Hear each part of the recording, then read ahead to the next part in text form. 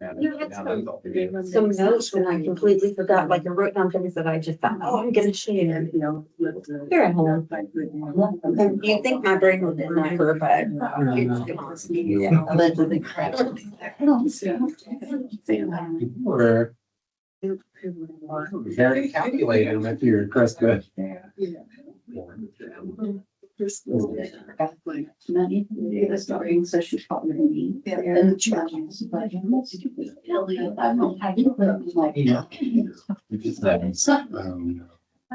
That's funny. That's terrible. Yeah.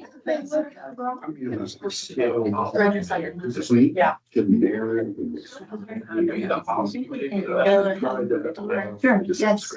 There was a performance evaluation meeting. Okay, all right. So I think you're clear. Yeah.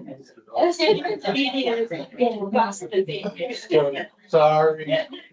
You could be like me, I showed up for a meeting that I wasn't even on one time. Oh, I did that. I walked in, looked at that down. I go, oh my gosh, I guess I'm supposed to be here early. And yeah, and then it was like not even my committee. Yeah, they're like, well, we'll just write your name in. That you attended. Fighting. I had to call the meeting. Third, a little bit after. Don't see any guests here tonight.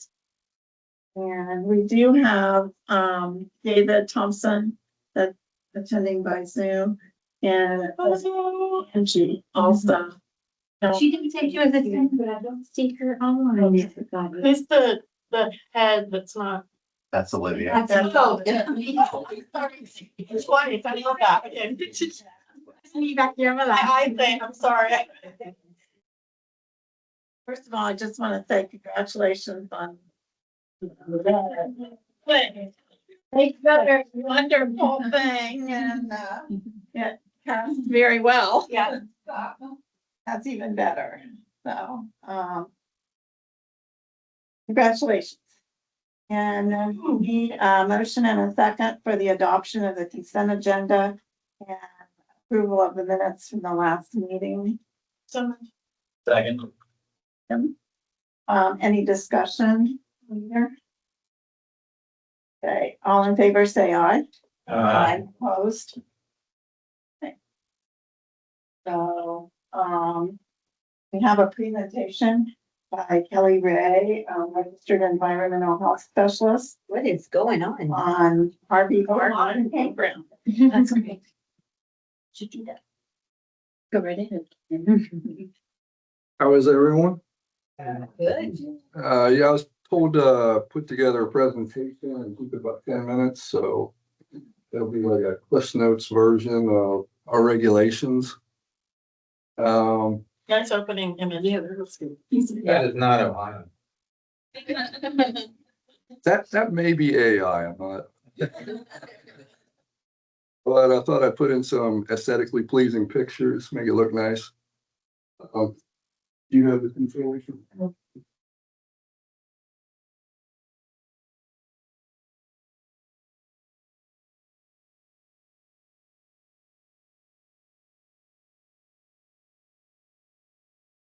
So the regulations, we've got the Ohio Revised Code, that basically is the law. And then what we go out and enforce is the Ohio Administrative Code, so that's all the rules that the licensor has to follow. So when we go out and do inspections, the part of it is separated from us and ODH. ODH does a lot of the plan review, the site evaluation. So a lot of it is actually set up and done before we even get involved. And then once it's all set up, then we follow the administrative code and make sure that everything is, that they're following the rules. If you want to go ahead to the next slide. This is the legal framework, the Ohio Revised Code, the laws. That's under 3729. The administrative rules is 370126, 0105. That's what we follow.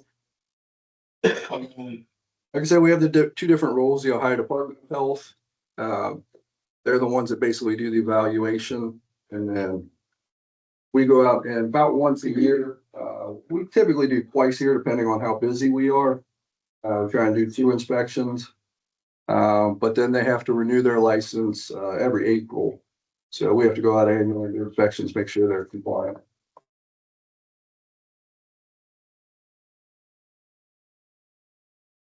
And these are just, the fun paperwork, that they jump through. So to get anything started, they have to submit the plans. When they submit plans, they have to do that, give ODH at least 45 days ahead of time. There's mandatory plan approval, so they can't start any kind of construction until they've actually submitted the plans and gotten approval. And then once they do that, then if they've gotten approval, then they're allowed to apply for a license. And once they apply for a license, they have to give us at least 30 days before they can start opening, whether it's if it's a permanent site or 15 days if it's temporary campground. Okay. Plan review, submission, design requirements.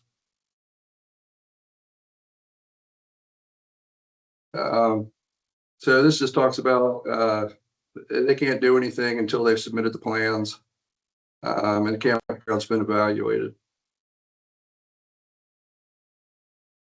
All right, that's basically the same as the other one. So these are the definitions that we go by. So under the administrative code, when you're reading through, this just helps you to identify what it is you're looking for. So we've got different kind of vehicles. I don't know if any of you are campers, own RVs, but when I first started doing this program, I realized there's a lot of different definitions for everything. Dependent recreational vehicles. So those basically are ones that they're not self-contained. So the self-contained vehicles, they operate independently. So they're basically the ones that have all the plumbing. They have sinks, showers, everything. Dependent doesn't have any of that. And then those also fall into portable camping units. So those are dependent recreational vehicles, plus those are tents, portable sleeping equipment. And then campground, if you ever see that in the regulations, campground is basically just a generic term. It's collectively means all of the kind of campground. So whether you have combined park camps, recreational vehicle parks, there's different definitions for all of these. We'll get to that in a couple of slides.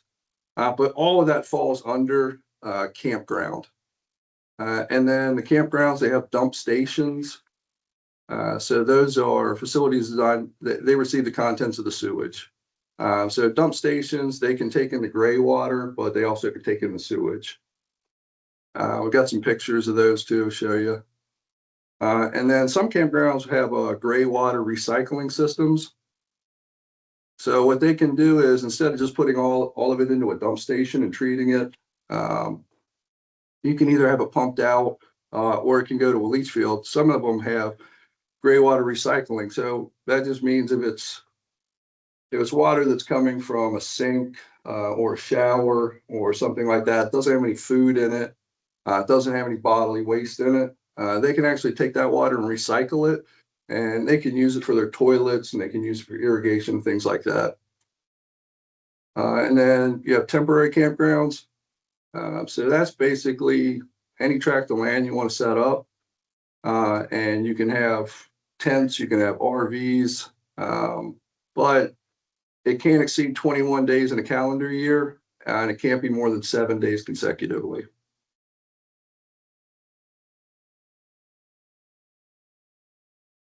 And these are the different kind of campgrounds. So you have recreation camps, RV parks, and then a lot of them are just combinations of both. So hence combined park camps. And then we've got definitions for those. So basically, recreation camps, that's your tent camping, anything like that. And then you also have the RV parks. So those are for the self-contained recreational vehicles. And then combined parks are any combination of the two.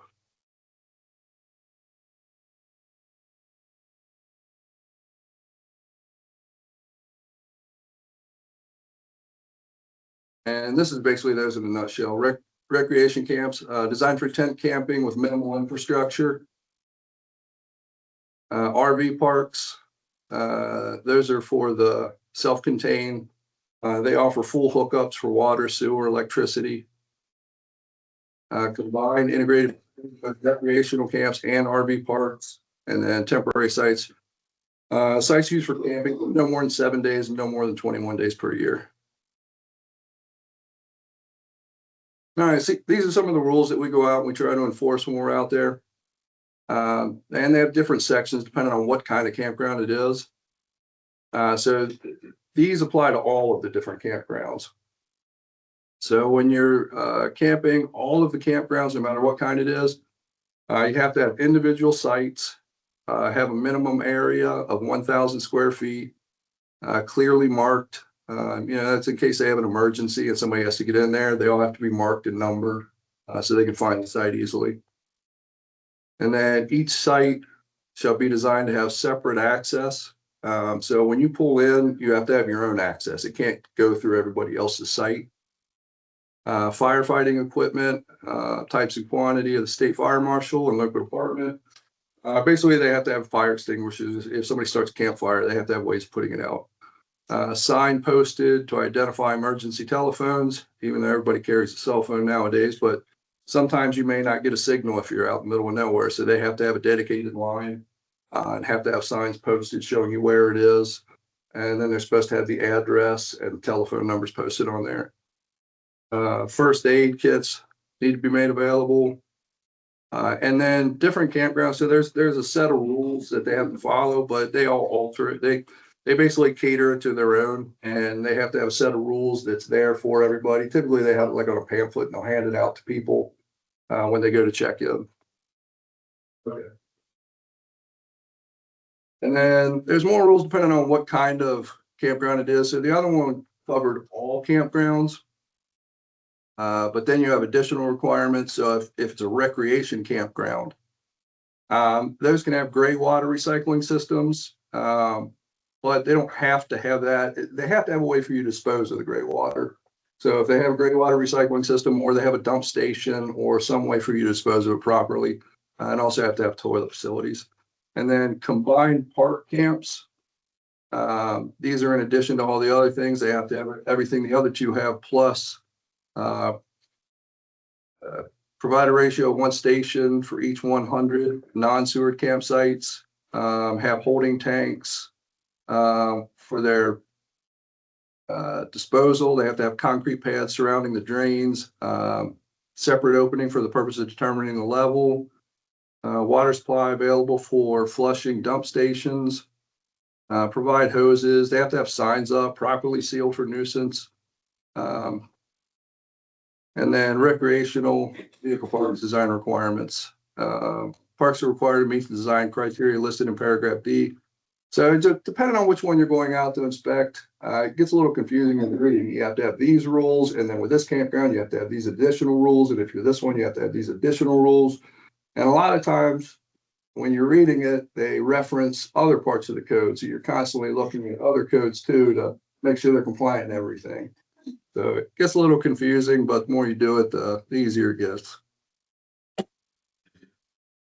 See, these are some of the site design and spacing requirements. So water supplies have to meet ORC and OAC standards. Public water, municipal, but they're also allowed to have their own private well as long as it's approved and they get it tested. Non-potable water, clearly labeled. And I've got signs of that later on to show. So some of, if they have gray water recycling, they have to have that labeled, and typically those are with purple pipes that you can tell. And then at the dump stations, they'll have water there for rinsing out the dump station and rinsing off the hose, things like that. But you have to have signs posted so that people aren't using that as potable water. Sewage disposal, you can have approved septic tanks or dump stations. And if it's approved that they can have somebody come in, a hauler, and they can pump it out, then they have to keep records when they come out and they pump it, who's doing it. They have to be approved by the health department. And And they have to keep records of where they take it, how much they're taking. The gray water systems, those are a separate system. So, and there's a picture coming up. So some of them will have black water and some will have gray water. And a lot of the campgrounds will have two different systems that you can put those in. Toilet facilities have to be within 1,000 feet of campsites. And then minimum 1,000 square feet. And then the spacing, a lot of this is, I mean, not only to have your own space, but also I think for fires, if something catches on fire, so it doesn't jump from one to the other. So greater than 10 feet if it's portable. If it's an RV, 15 feet. Individuals, if it's on the same lot, then they have to all be 5 feet apart. Again, have to have that site identification so you can get to the site quickly. Proper drainage, trash management. And then pet registration. This is one where, you know, I used to do dog bites in my prior job. So the pet registration really helps because if a dog is involved in a bite, when I would go out, I would never use the word quarantine. It freaks people out. And they think that you're there to take their dog. So when they register, what I have all mine do is, you know, write down the name of the pet, name of the owners, and I always try to explain to them, if the dog bites somebody, please tell them, don't remove the dog, don't hide it. It just makes everything so much more difficult. That all we want, we're not going to come take the dog. All we want to do is see it after 10 days, make sure it's healthy, and then we can sign off a release. Yep. Do you also, or do places with the pet registration, do they also ask for the rabies vaccination, like number, you know, like the little thing off the tag or anything? So it's provided prior? Yeah, typically they do. Okay. Most of the ones I go out to, I ask them about that. And if they're going to have a pet there, they'll typically get the rabies vaccination, which also helps us out a lot. Yeah, because then you don't have to try to find it after if something happens. Yeah. Okay. Yeah. And, you know, sometimes it might slip through the cracks or it's not up to date. And if that happens, then after that 10-day period, then you tell them, because you don't want them to do it during the 10-day period, then because you can get a false positive. So once that 10 days is over, we tell them just take them in now and then send us over the records. Okay. Here's a typical campground dump station. So when you pull up, you know, there's a couple different ways. Some of the RVs that are self-contained, they'll pull up, they'll hook up to this, dump everything into the dump station. But there are a lot of these places that you go to that they basically, it's almost like a mobile home. They pull in and they park and they're not leaving. So what they can do is, we always call them blue boys. They can empty it into something and then they can just take that container and bring it over and then empty into here. And then some of these are just holding tanks. They'll have somebody come out and pump it. And others of these are actually hooked up to leach fields. And these have to, you can see the sign down there. So it's just a warning sign, danger, you know, it's not potable water. Because all of these have to have a water supply for washing that out and washing the hoses. So we just want to make sure everybody knows, don't drink this water. Okay. And then this is a dump station and a septic tank. I just wanted to throw this in there in case you guys are curious about how it works. So when they're building the sites, you know, this is one that at a dump station, when you put it in, it goes to a septic tank before it goes out to the leach field.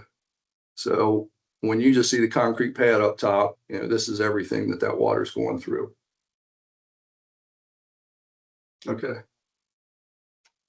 And then here are some of the connections. So the one down the bottom is what I was talking about. Some of the RVs are set up. You can have a gray water and a black water. They'll go into separate holding tanks. And then the black water is always going to go into the dump station. The gray water can go into the dump station, but sometimes it can be recycled. So there are some places that they might take the gray water and use it for the toilets, or they might use it to water all their plants.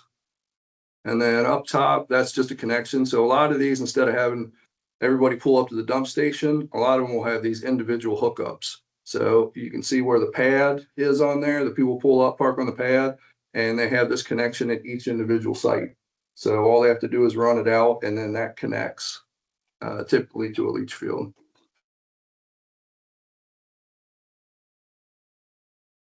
All right, here's some pictures just to give you visuals.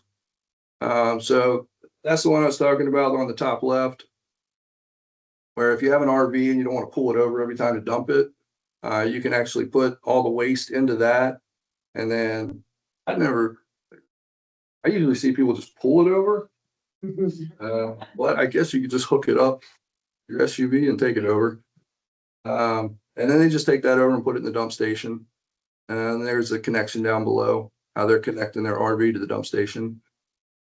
And then the one at the bottom right is a failing dump station. So that's no good.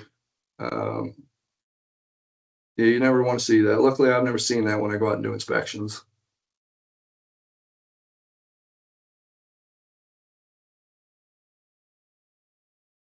All right, and this is just typical layout. So it's just got all the sites.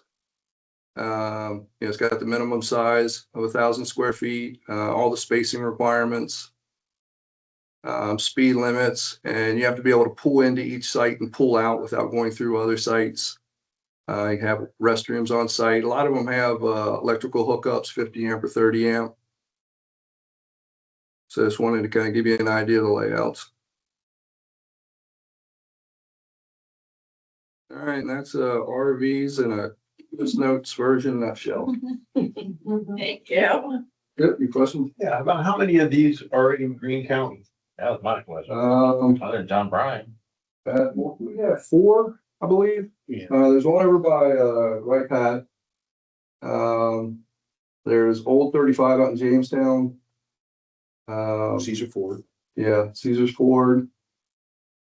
And they one out in Yellow Springs too, don't we? John Or Bryan. no, yeah, John Bryan. Does the state do their own inspections of the state parks or do you guys? Well, they do the state parks inspections, but for the RV park, like the state will do mobile home parks. And I don't know exactly what inspections they do on the state park, but as far as the RV and the campground goes, they don't come in and do inspections just on those. That's just us. What about the like Greene County Fish and Game? Who inspects those? You mean Yeah. on Houston Road, the big thing down in Houston? I don't think we inspect that. We've done the sewage there for sure. Well, we did before the remodel. We don't anymore. It's too big. That's where we all camp out and my kids all have campers there and RVs. I was just curious. Is They're that, definitely always talking about the gray water and the, is that the one with the fishing lake that's across from Right Pat? fish, no, No, that's rainbow. That's rainbow, Well, yeah. there's Where Rainbow, the share- that's a paid lake, but then there's another one down further to the entrance to Right Pat that's across the street. You can't really see from the street, but you drive back there. you I don't know know, why I'm drawing a blank on the name. this one is, I think he's right, but it's off of 68 and the sheriff's station is right there and you turn and go down that road. Union Road. Union, is that it? Okay. And that's an RV park also? Yeah, It's, We have a well, it's license for the it? fishing game. it's a Greene County fishing. Yeah. Yeah, I mean, Yeah, I think that's the same one that I'm talking about that's close to Right Pat. No, no, due south of Lincoln. no, Okay. They have a shooting range there. yeah.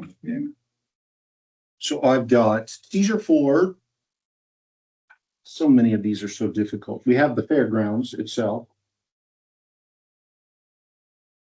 Fish and Game on Meeting Road. Oh, there you go. Let's just forget I have. You're like, I shouldn't have said anything.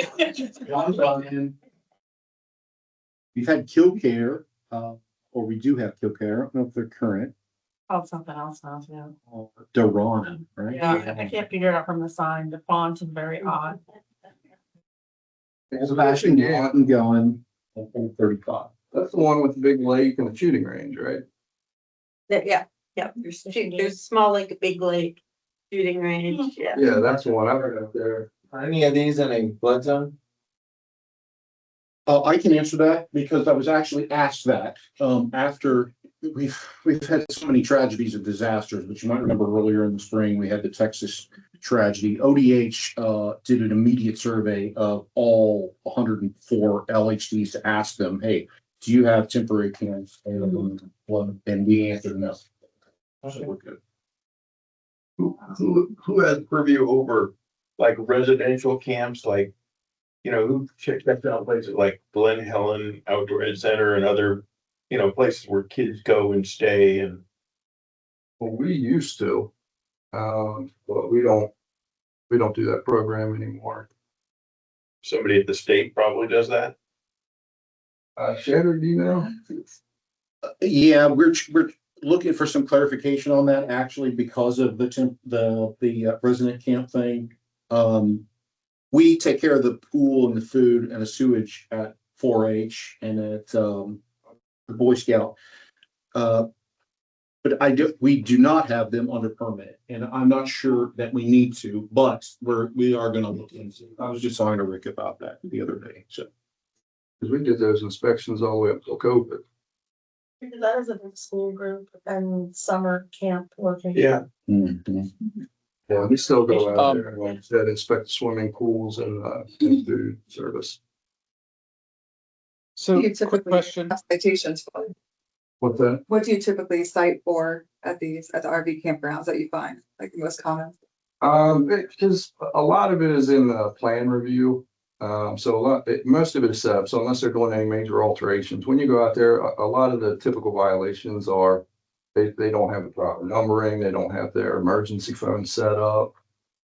You can have, you know, at some of them you might have trash, debris, some kind of nuisance there. So those are the typical things that we're seeing when we go out. Quick question. Yep.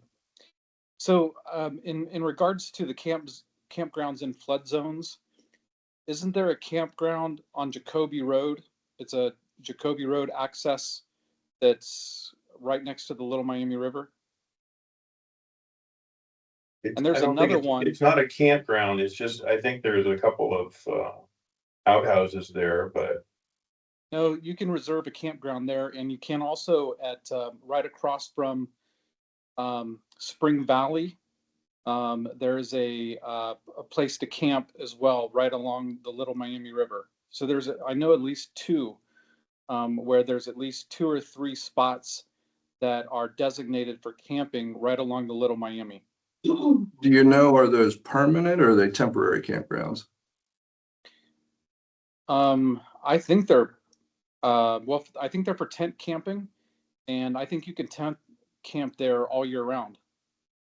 Okay, because it could be available all year, but they may do like at some of our festivals in the summer where places pull temporary food license. Those may be one of the pull a temporary for camping. So if they do that, then they can submit all the plans and yeah, they can camp out for up to 7 days or up to 21 days in a year. I'm unaware of those. My guess would be that's they're temporary campgrounds.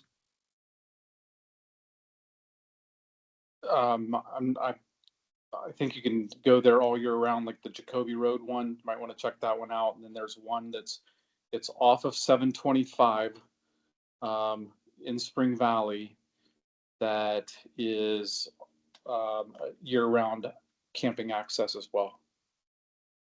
Yeah, we could run out and is there someone on site at these places? Do you I know? think he's talking about the. No, there's no one on site. Two. I think you're supposed to make a reservation, but I was just saying that in regards to camping in a flood zone, those would be 2 camps that are in Greene County that I know are year round. Right by the water. Okay. Right by Are the you talking water, yeah. about like near on Jacoby Road near the canoe launch? Yes. Okay. I'm just looking at Google Maps. That says that's part of the Glen Helen nature preserve. That's what I found too. But I think what might be happening, and I absolutely will check into this, David, especially because it is near the creek. I think that might be a camping area without meeting the legal definition of a campground per ODH. But I will Okay. absolutely check into it to make sure. Okay. Yep. And the other one's a canoe launch area that's right near 725 and 42 in Spring Valley. Do you know if it's north or south of the That right there. canoeing? So it's right there at the canoe launch. I can look it up and put it in the. Yeah, because we can look into it, because I know just south of that is out of Greene County, and there in north is Greene County. Yeah, no, I'm positive it's in Greene County. Okay.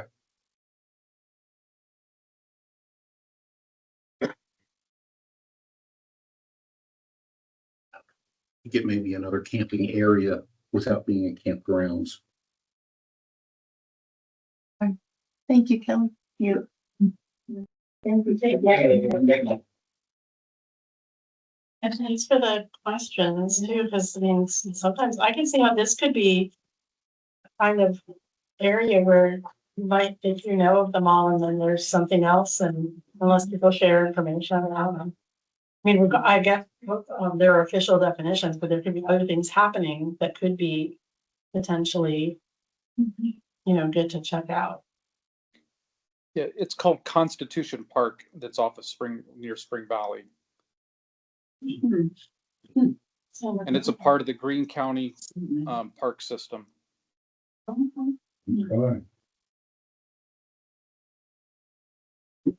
Thank you. Next we have Shadrick. It's going to do an update on the sewage treatment systems.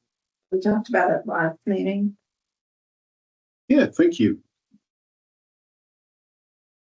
So, yeah, after prompting from a contractor last week, he had some concerns about how long it was taking for us to do designs for new sewage systems and to review the land.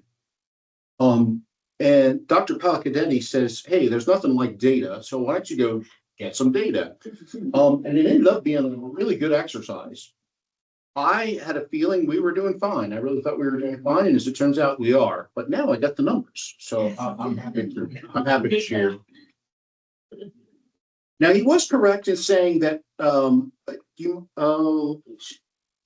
he was correct in saying that we have always claimed that we have up to 30 days to review it. And I think I said last week, and I'll repeat, the reason we've said that is because in so many of our other programs in environmental health, it's even written into the law that a plan review has 30 days. To be clear, that is not written into the sewage law. We just kind of inherited that, the 30-day rule or whatever. So as I said, we took a look. Next slide, please, if you don't mind. What I started out doing was asking my adjacent local health departments how long they claimed that it took, what they told people, how long it really took.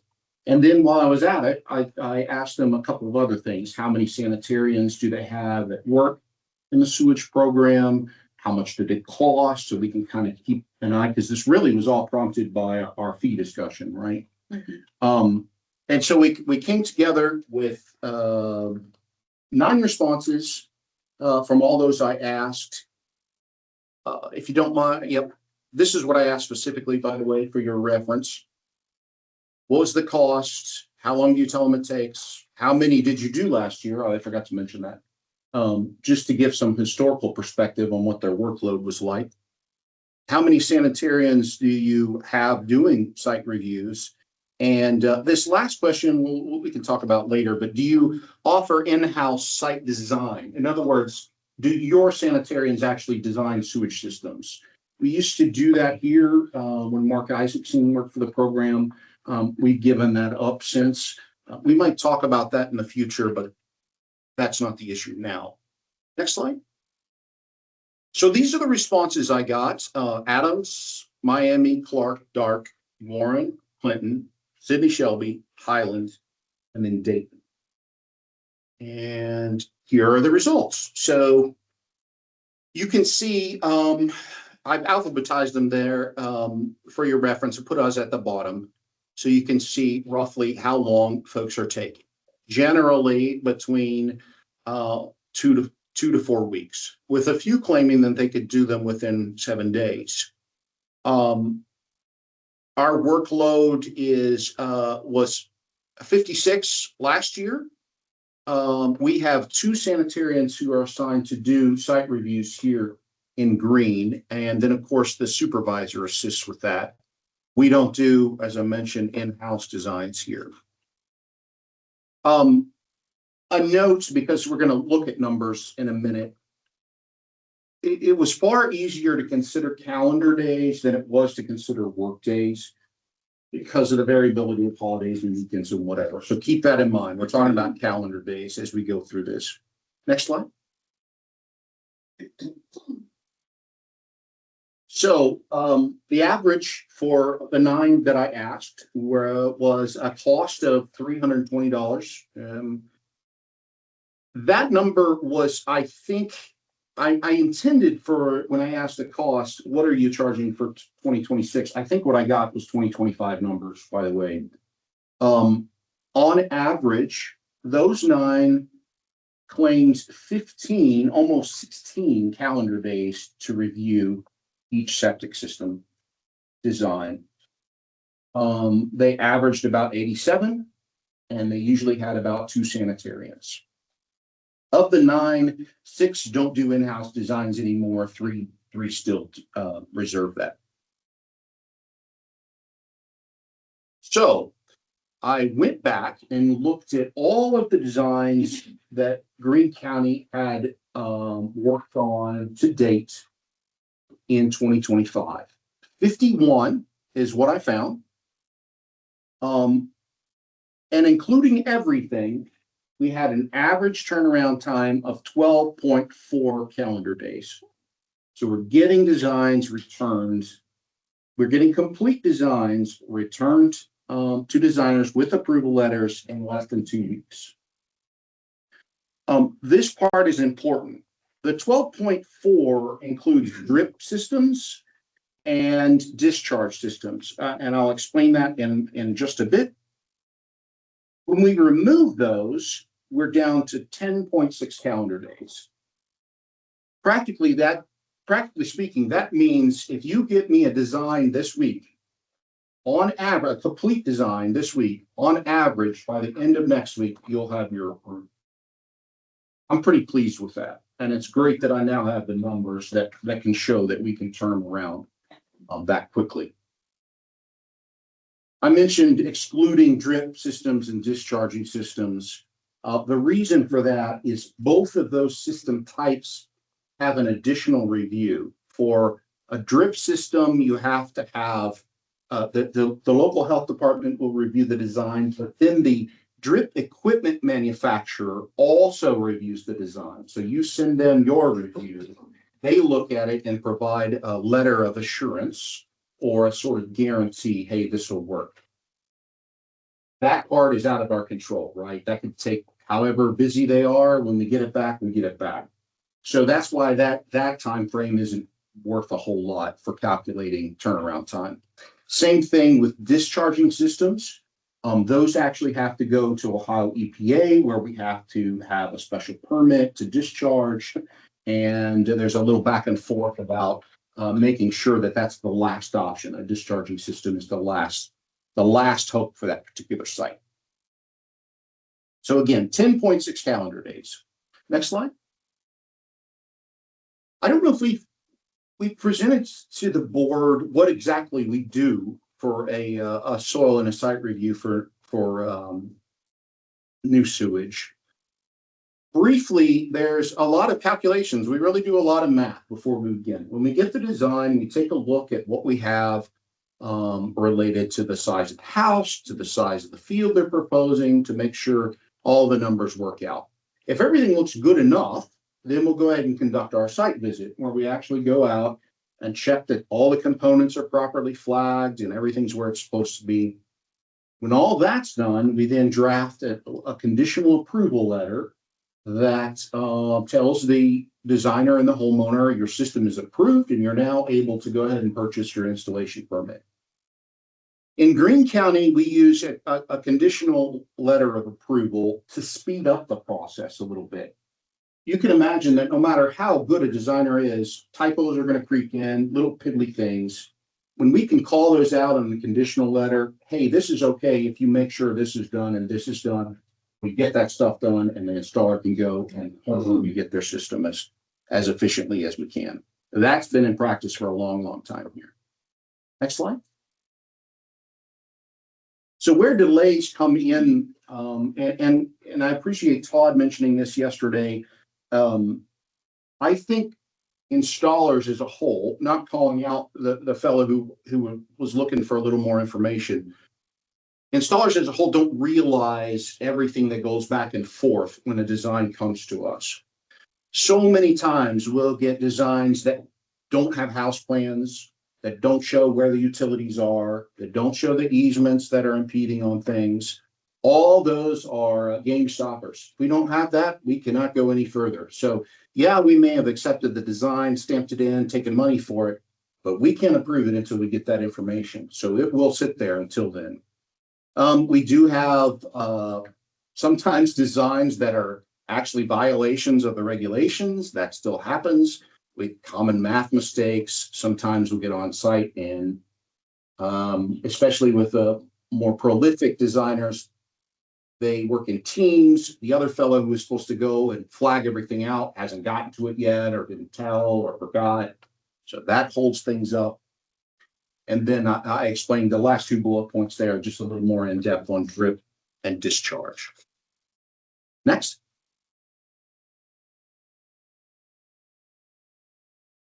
So to wrap it up, I'm delighted to say that 74%, almost 3/4 of our reviews are being done within 2 calendar weeks. 43% are being done within a single calendar week.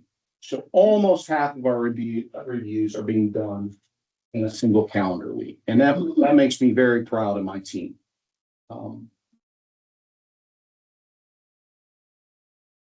One of the great things that came about this whole exercise for me as a manager was it forced me to look at the data.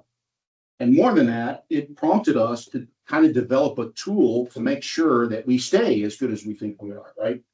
And so next slide. My program manager, Jerry Marks, came up with a site review tracker, which is where from this point forward, all new site and soil design reviews will be placed in this sort of dashboard where we can watch how long it takes. We can flag when there's problems. We can detail what the problems are so we can kind of track trends, especially with particular designers. If somebody just needs additional training or some outreach to explain a thing. And then at the end column there, we're able to see the review times for each one of those designs and then average them all out. Now, the individual data there, I didn't think was all that. You're welcome to it. If you like it, please see me. I'd be happy to give you a copy of it. But that's why the design is, or the tracker is so small on the slide. I really was showing the process there. So from the whole team in environmental special services that do sewage, Jerry, DJ, Chandra, Jackie, we want to say thank you for taking a minute to listen to our data and for get to brag on ourselves a little bit. Appreciate that. Well, that really was a pretty cool project. Yeah. I mean, from a person coming in and raising a question, one of the board members saying, well, let's look at the data. And then you guys taking over the project and then creating a dashboard to track it even better in the future. Man, that's quality. Great. Yeah. I was delighted, and this was the work of my team. You know, the health district as a whole is always interested in continuous improvement and quality improvement. We actually have a system called Clear Impact which is a piece of software that tracks all the different teams in the district and how well they're doing. So now we have this new piece we get to put in there and regularly keep an eye on how things are going. So I would put a pin in this for next accreditation round, because it happened after you're already approved this time, because this is a really good CQI responsiveness thing, you know, and I know it's like, you don't want to think about accreditation right now. You want to start like throwing those things in a drawer in your mind or on a electronic file somewhere for like when you have to come up with stuff next time and you're kind of scrambling, because this is a really good example. The dashboard is a really good example that you've created after looking into it. And then I would also say, going back to the part where you call out in your conclusions slide, perhaps the communication about site reviews needs some adjustment. And the things I'm hearing, the two big ones would be, maybe you can finesse some adjustment about the communication about the amount of time, and also highlight for people to remember that that's also based on not needing a lot of back and forth because of missing or incorrect information. I feel like those are the two big things that shine here. It's really miscalculating because they're expecting it to be faster when you needed a lot of follow-up because their original submission wasn't complete or had errors. And also, you know from your data, it's not going to be that long. Yeah, So I appreciate this is it. great. I gave it to my team already, and so now they know, hey, say 30 days, right? You know, we're better than that, generally speaking. With that little asterisk. It's like maybe an outside expectation if we have to come back to you because you weren't complete or were missing or a little off on something in what you submitted. So, This is fantastic, and I Where's love this a guy? good data dashboard. where was this guy coming from? Did he have a specific, I mean, what was his problem in terms of, did he get held up or? But he made it sound like it was sort of a routine, complaint. So I think one of the things he said was that he had a design that was here 20 days. I looked at every permit he ever had because I have all that data, and the only thing that even came close to that was about 18 days. So, I mean, that's a little long. We could have done a little better, but there was a lot going on that particular week. So where's that coming from? I really don't know, to tell you the truth. I will tell you that we were able to have a sit down with him, Melissa, Noah, and my whole team. We kind of went over a few things that I hope helped him to understand a little more of what goes on for site reviews, because like I said, I don't think they know that we can't approve an incomplete design. I was hesitant. I talked about this a little bit last month, and I'm still a little hesitant, but I have to say, I'm not sure that all of my sister agencies are quite as careful with their design reviews. And that's not nice to say, but it is the truth. I think sometimes they get rubber stamps, and we're more careful than that. It's much better to catch a design problem before the installer gets out there than to realize that you've got half the sewage system you need, or you need to go back and retrofit something that the homeowner wasn't expecting. So we're a lot more careful perhaps than some of these other places where he's getting such a quick turnaround. As far as his actual complaint, though, I can't find that the 18-day one was the longest he waited. And Melissa, you can guide me here. I don't know if this is worth going over, but I had a chart. I didn't want to present that here. That didn't seem appropriate, but I did look all his stuff up and put it together so I could show him personally, where he was and how what his expectations weren't exactly what matching up what the data said.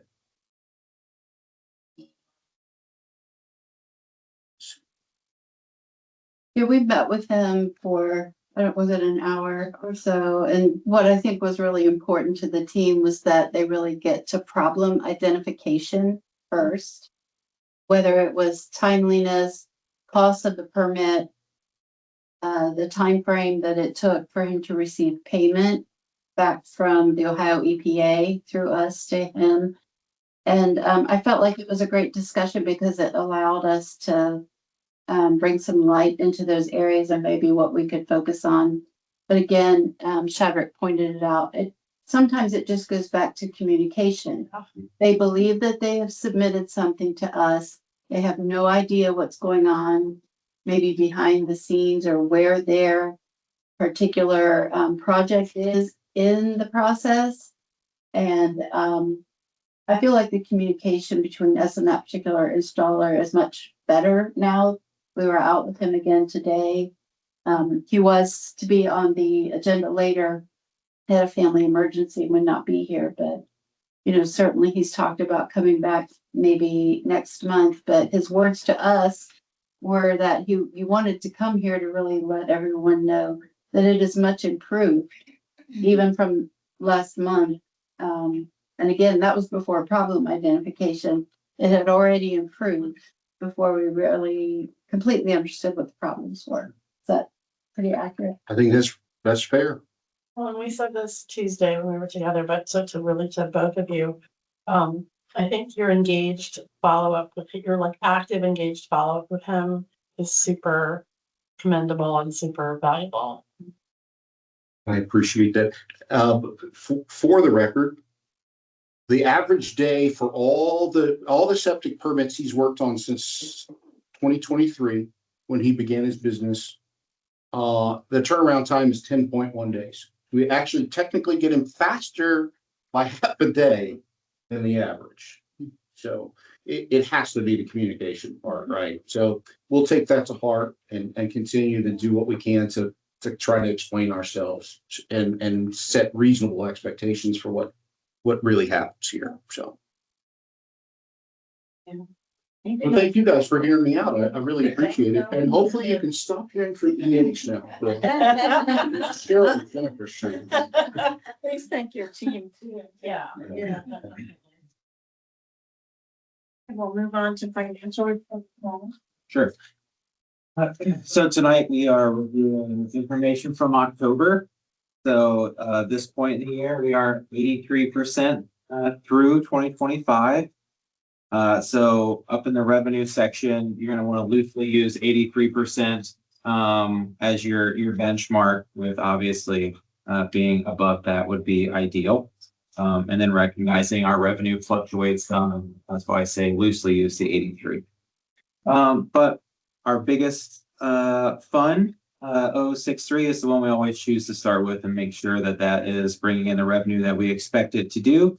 And right now that one has brought in 111% of what we expected it to do, and is also up 5% from this point in the year last year. So that's good. Our second largest fund is 037. That's going to account for about 15% of what we expect in revenue. And that is already at 98% collected for the year. Remember, we did make some large transfers into that fund last year. So if you're looking at the down 44%, that's because we did transfer millions of dollars in there. Overall, though, for revenue, we're at 105% collected. So obviously we have met what we've anticipated and then some, largely being driven by some of those funds that are well over their 100%. But if you do look down that column of the 83%, you can see that the majority of them, unless they're a grant, are right around being above 83% or even close to 100 in many of the cases. So remember, some of the turnarounds in the grants, specifically the one that I'll call out is the 54% to Safe Communities, where we did finally just get a payment for several months of activity that has been delayed. We just got that payment this week. So that percent for that program should be much better for next month's report. But overall revenue is where we would want it to be. As you move down, we'll use that same 83% for your expenses, but we'll be able to use that as a little bit better indicator of what's going on there, because personnel drives our expenses. So we want to be at that 83% or less. So we'll go to the same two funds. And so those are our largest funds. So if you were to go to the general fund, right now it's at 82%. So it's right where we want it to be. And then 037, which is your third one from the top, is at 75%. So again, right around where we would want it to be. Overall, for the health department itself, we're at 77% expended. So everything looks good from a revenue and expense standpoint. you were to slide over to that bottom right table, and just look at how efficient these funds are operating, you'll see we're getting to the point in the year where they're starting to come into alignment with, numbers and like their expected targets. So we're getting less and less of those funds being at or above 100% as our numbers are starting to equalize out from the seasonality of so many of the programs. So there are a handful that are still above that 100%. Your largest one is going to be your EH fund. That's because all of your unfunded mandates fall in that fund. So those are all programs that we're required to offer, but we don't get any reimbursement for. So that fund supports all of those programs and a lot of the administrative costs. So that's kind of what goes on in that fund. And then some other ones that are a little bit larger are, again, your grants, which are largely driven by timing for when that money comes in. But overall, the organization is at 87%, and that's a very healthy operating ratio for the organization. Any questions on the income expenditure report? Yeah, but I did want to add, so for something like the Environmental Health Fund, and you see a targeted cash or year-to-date cash balance of say 1.2 million, those dollars that sit there, if you look back under, say, the October expenditures, and it's roughly going to be $70,000 or $75,000 out of that fund, just remember that that money that is sitting there right now in October is because we got a big dump of the tax in, say, in September or so, maybe August, and we have to live on that until March of next year. So if we spent down $75,000 a month just in the employee costs, that's going to drop back down about $420,000 or so. So that comes down. And I mention that because one of the things that has been going on with the legislature is that they're saying that the Budget Commission could come in and look at this number and lower our appropriation. However, if they did that, there is not going to be enough money for us to operate in January and February and March of next year. And that is where it is very difficult to know that a legislator may not fully understand the way that we have to operate based on when the taxpayer dollars are coming into us. And so we're working very hard to try and make sure that certain things are protected for us. And this is probably true of any agency, you know, who is government funded. You don't always get to control when taxpayer dollars come in. So I just wanted to explain that. And to Melissa's point, that's why our cash reserve policy is set up the way it is, so that we can meet those obligations that we have when that funding isn't coming in because of the seasonality of revenue. So your next report, this is also from a request from last month as well. So I tried to make this less painful for everyone to flip through. I know you don't get enough time to look through it anyways, even though I always ask. So what I tried to do was just give you an executive summary cover sheet. So from now on, you can just look at this cover sheet and it's all of the expenses for the month aggregated by expense line. And it shows you what happened that month in the middle column, where it's at year to date, what was budgeted for those lines. And then it has that same 83% target that you can use as your benchmark.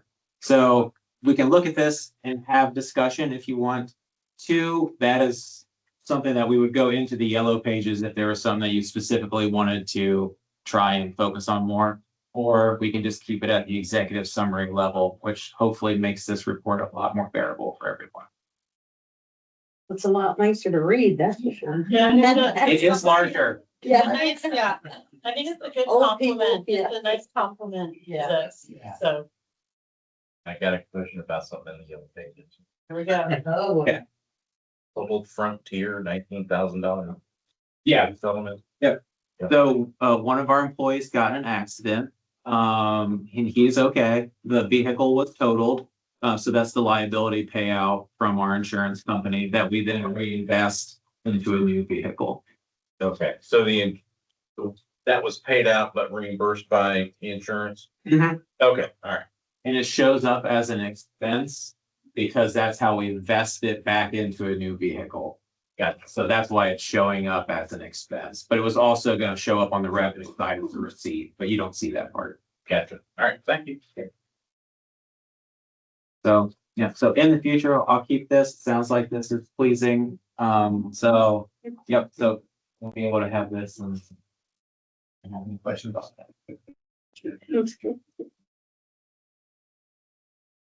Are there any additional questions about voucher summary or the cover sheet?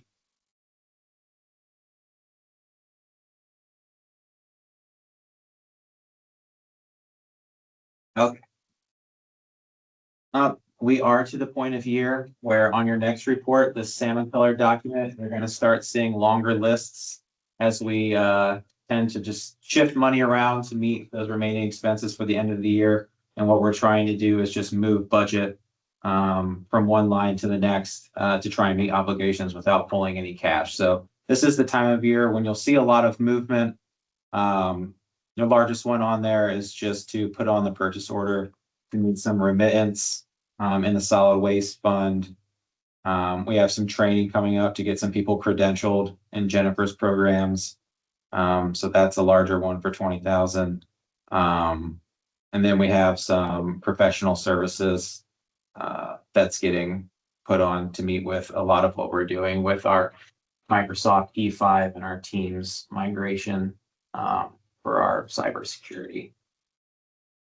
Other than that, most of it's just routine ops stuff.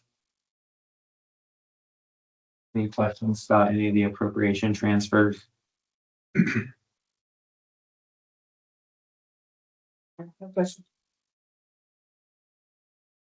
need, a motion and a second to accept the income and expenditures, the, voucher summary and appropriation. Second. All in favor, say aye. Aye. Opposed? And Dave? Okay.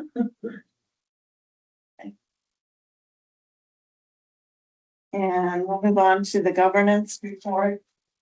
Governance committee, Nancy. Note, their report. Performance, evaluation committee, Sylvia's filling in for Bill Harden. Bill is off to former climate, some wonderful family trip. But he was with us Tuesday when we met for the health commissioner's performance evaluation. We reviewed the evaluation. Melissa's prep, as usual, was thorough and really helpful. We then had our meeting where we went through it and did our scoring.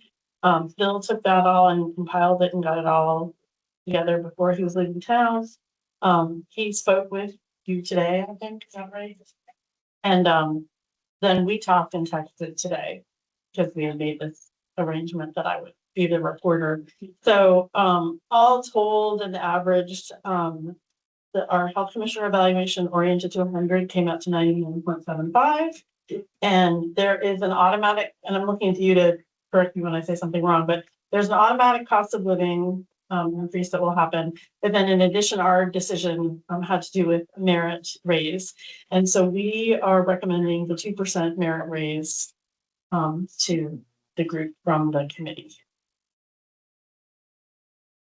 So it was smooth, it was pleasant, and we were fortunate to have the commissioner who is in charge of our health department.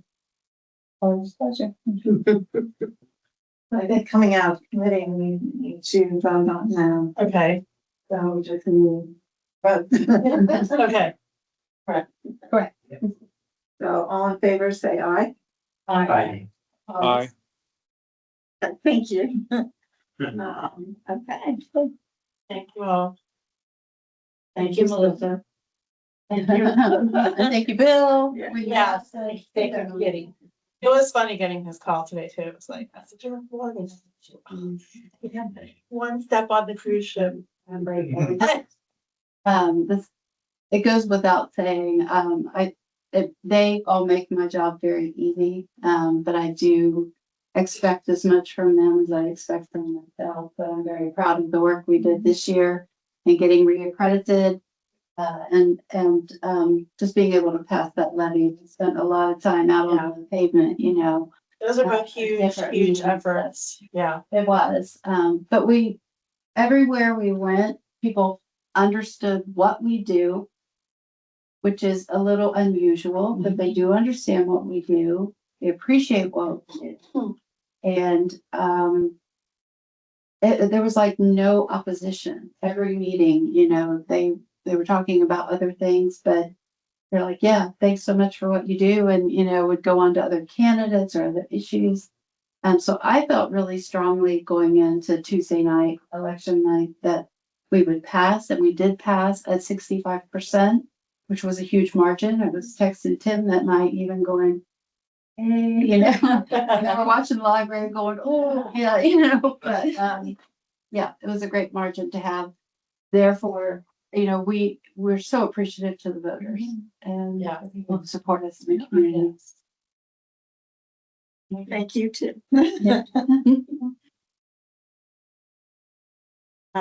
Planning and finance, Marty's not here, but there was no meeting. Nominations committee, I think we announced last month who our proposed officers will be for 2026, and then we'll vote on that next. Which is Sylvia for president next, and Tim Wood. I think we have on the agenda that the decision is tonight. Did you Oh, put that off again? Oh, no, we can vote tonight. Okay, well, it came out of committee. Okay. And Okay, so you can go ahead and vote. you can change the agenda, Jane. It's your agenda, but it's on there as a I didn't decision. see anything after it, so I didn't. I see it. She just would have to Yeah. abstain and Tim would have to abstain. So, I need a motion, or don't need a motion. So all in favor of accepting the officers proposed for 2026, which are Sylvia Ellison, president, and Tim Root, vice president, say aye. Aye. Opposed? Okay. Okay, thank you. Congratulations. Thank you. Thank you. No raise. Appreciate it. Your service. Okay, moving on to old business, the final reading of the proposed 2026 environmental health fees. Do you want to say anything else, Chandra? No, I just appreciate your support and your attention. Okay, they are in your packet. We've looked at them 2 other times. So, I need a motion to approve. Motion and a second to approve the 2026 environmental health fees. I so moved. Okay. All in favor, say aye. Aye. Aye. And opposed? Okay, that's passed. Thank you. Okay, so we'll move on to new business. And I think we have some policies that we need to look at and approve. The first is the employee selection policy, and this Hang on. one- I'm just actually gonna tackle A, B, and C all together because they're all related and they're really minor changes. All right. Okay. So yeah, these will require an action, and really what we're trying to do is better align our evaluation period with when our budget is due. So that we can get the rates approved and to the auditor's office in a timely manner along with our budget so that they can make changes up at the auditor's office to get our rates set before they shut down for the next fiscal year. So originally our evals were due March 31st of the following year. We wanted to change that to December 1st. So that we can again align that with when we approve the budget and get rates up to the auditor's office. So really, these are just, they all have sections where they either kind of reference each other and are considered related policies. So the performance appraisal and anniversary date policy is simply changing the appraisal date from March to December. And then the performance improvement policy is related to appraisal that we're also trying to address. And that specifically is talking about making sure that if there's an employee during the evaluation period that is put on a PIP, so an improvement plan, they would not be eligible for their employee portion of merit raise. They would still be eligible for the 1% that the organization has achieved, but they would not be eligible for the 1% that they are able to achieve based on their performance being put on a PIP. So we wanted to make that clear in the performance improvement policy. And then lastly, in the employee selection policy, we wanted to make it clear in there as well on how probationary employees would fit into all of this. And what we added was that you had to have 1 year of continuous service here before you qualified for performance-based pay. So those are all of the changes. And again, they're just all three interrelated, so it just made more sense to present them to you as a package. But that's what we're proposing. Do those go into effect immediately once we, That's why we're seeking decision tonight. you would be doing appraisals this December? Yep. Any other questions? No. Okay, we need to vote. We need a motion and a second to accept the employee selection policy changes, the performance appraisal on the anniversary date, policy changes, and the performance improvement policy changes. So moved. Yes. Thank you. Any other questions? No. All in favor, say aye. Aye. Aye.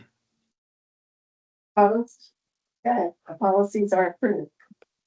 The next thing we have is to approve the moving of two, board meeting dates in 2026. Those are in January and July, so it would go from January 1st to January 8th and from July 2nd to July 9th in 2026. So, No one wants to meet on January. I won't be here in July, Okay, just so you know. got it. I won't be here July 9th, so you'll be up for that. okay, I need a motion to approve or motion It's a big tricky with that. So moved. and a second. Second. Okay, all in favor, say aye. Aye. Aye. Give them fair warning. Opposed? Okay, those are changed. And additional business, Clint Connor's not here, so, the lunch and learn, December lunch and learn and employee meeting will take place on December 11th. And the training begins at 8:30, followed by the employee meeting and lunch, and all board members are invited to attend. And would we attend both of those things? Do you want us to attend? Okay. Okay. Or Anybody you have, can just come for lunch. okay. Anybody have anything else they would like to discuss or talk about? What's up? Do you have anything? Yes, so there's many changes going on in our community, and I just wanted to make you aware, if you have individuals who are requiring resources and assistance, please have them call 211. It's my understanding, because they kind of do that resource connection in the community, that their calls went up by 97% on the 1st of November, right after all the SNAP benefits were of course modified, and the uncertainty around whether or not those individuals will receive those benefits. Currently, Jen's program WIC is continuing to be funded at the state of Ohio level, I guess to the tune of about $25 million.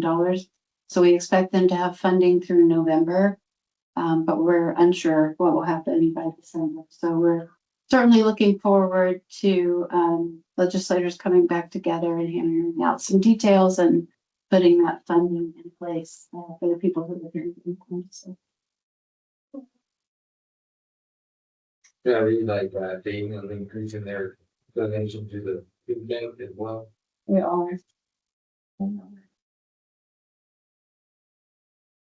I like another $500,000 or something.